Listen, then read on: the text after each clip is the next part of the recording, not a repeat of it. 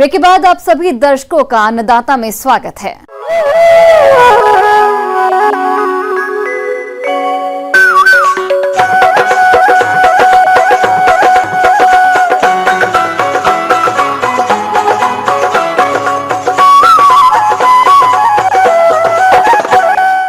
प्रदेश के जो किसान भाई मुर्गियों का पालन करते हैं उनको अच्छा लाभ तभी मिलेगा जब वो अपनी मुर्गियों की देखरेख मौसम के अनुसार करेंगे। चूंकि अभी बारिश का मौसम चल रहा है और ऐसे में उनकी देखरेख में थोड़ी सी भी लापरवाही उनके लिए घाटे का सौदा साबित हो सकती है। तो आप कैसे करें मुर्गियों का प्रबंधन, इसकी समस्त जानकारी के लिए मिलते हैं डॉक्टर S.K. श्रीवास्तव से।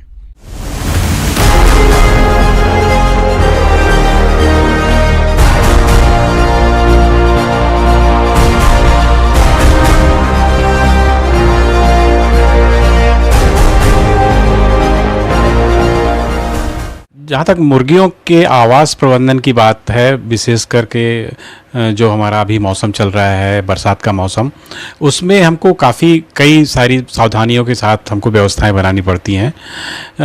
कहीं से भी आपके मुर्गी जो फार्म है, शेड है, उसमें कहीं बरसात का पानी अंदर ना आता हो, वहाँ अगर कुछ रिपेयर की ज़रूरत है तो पहले से ही करवा लें। मुर्गियों में ख़ास तौर से उनके शरीर के तापमान को सहन करने और उसके अनुरूप ढालने की क्षमता थोड़ा कम होती है, तो हमको उसी के अनुरूप व्यवस्थाएं बनानी पड़ती हैं।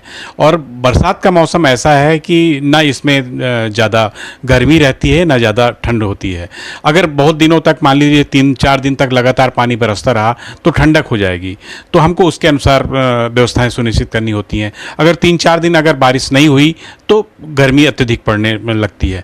तो ये व्यवस्थाएं हमेशा ध्यान में रखकर ही जो आवास प्रबंधन है उसकी व्यवस्था करनी चाहिए।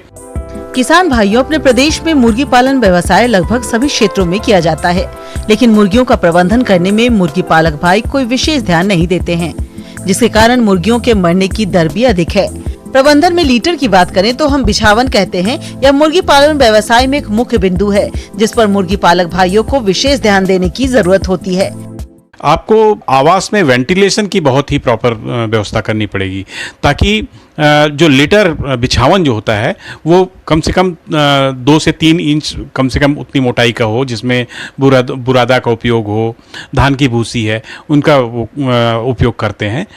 खास बात यह है कि इस दौरान बरसात में जो लिटर मैनेजमेंट सबसे ज़्यादा बहुत ही सुदृढ़ होना चाहिए, उसमें बिल्कुल भी गीलापन नहीं रहना चाहिए। एक तो नमी रहती है वातावरण में, उसकी वजह से अपने आप में गीला होता है, और दूसरा अगर वेंटिलेशन प्रॉपर नहीं हुआ तो उसकी नमी भी उसमें बैठती है।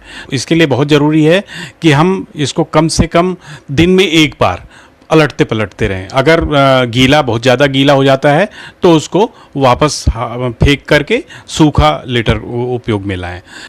लीटर में नमी की जांच करने के लिए लीटर को मुट्ठी में लें और उसे खोलें। अगर लीटर भुरभुरा है तो नमी कम है, हल्का बन जाए तो नमी सही है, और अगर गोल बने, चिपचिपाहट हो तो लीटर में नमी अधिक है, और नमी अधिक होने पर लीटर को तुरंत बदल देना चाहिए। अगर और व्यवस्थाएं सुदृढ़ करनी है तो उसमें थोड़ा सा मात्रा में चूना का भी आप मिक्स कर सकते हैं लीटर में। उसके अलावा भी आपको जो है बरसात के समय आप देखते हैं कि आसपास मक्खी मच्छर बहुत ज़्यादा होते हैं, क्योंकि आसपास कीचड़ इकट्ठा होता है। तो उसकी व्यवस्था हमको बहुत ही समय पर पूर्व में ही व्यवस्था ऐसी बनानी चाहिए कि आसपास पानी इकट्ठा ना हो शेड के अंदर, ना ही शेड के बाहर। जहाँ तक बरसात के ऋतु में आहार प्रबंधन की बात है, तो उसके लिए हमको सबसे ज़्यादा सावधानी बरतनी चाहिए, उसको संतुलित आहार मिलता रहे। और दूसरा, इनका स्टोर, जो फूड का स्टोर है, बहुत ही अच्छी जगह जो लीक प्रूफ हो, जहाँ पानी अंदर न जाता हो, सूखे वातावरण में करना चाहिए।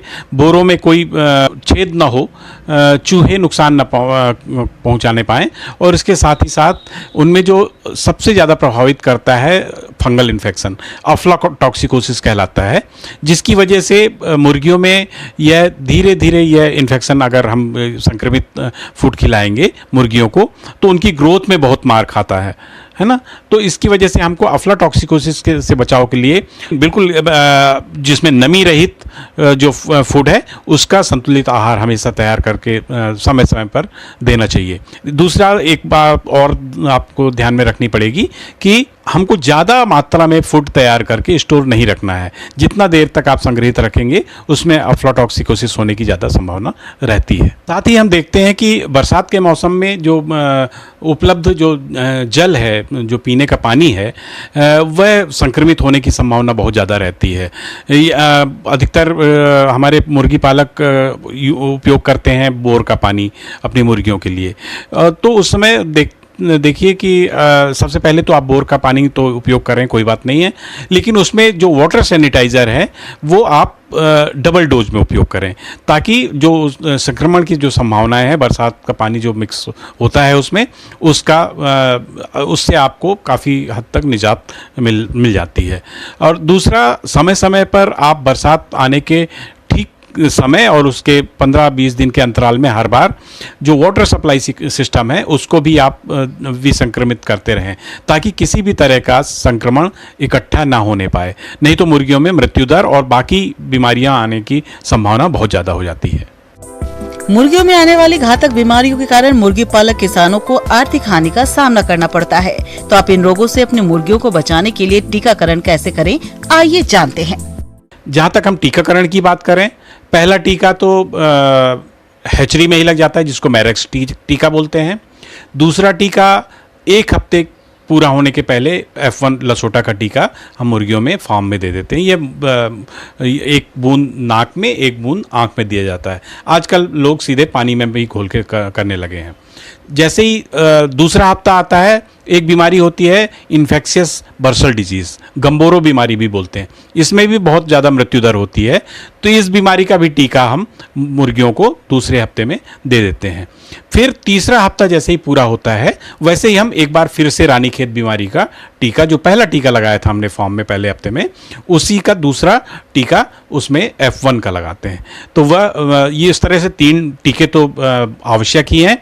ऐसे इलाके, ऐसे क्षेत्र जहाँ पर गम्बोरो बीमारी बहुत ज़्यादा है, तो चौथे हफ्ते में गम्बोरो बीमारी का रिपीट टीका भी दिया जाता है। जो मुर्गी पालक भाई जो लेयर्स अंडे उत्पादन के लिए मुर्गियाँ पालते हैं, उनको आगे भी टीकाकरण जारी रखना पड़ता है।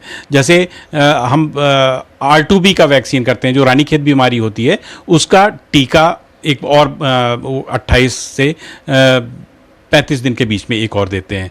और इसके बाद फिर गम्बोरो का एक वैक्सीन और दिया जाता है। इसी तरह से उम्र के और आगे बढ़ने पर उनको इन्फेक्शियस ब्रोंकाइटिस का टीका लगाना पड़ेगा। ये सारे टीके आवश्यक तौर पे लगवाते जाएं तो आपके बीमारियों में, मुर्गियों की बीमारियों में काफ़ी निजात मिलती है। आगे और भी हैं खेती बाड़ी से जुड़ी हुई बहुत सी रोचक जानकारियां। यहाँ रुकेंगे एक और छोटे से ब्रेक के लिए।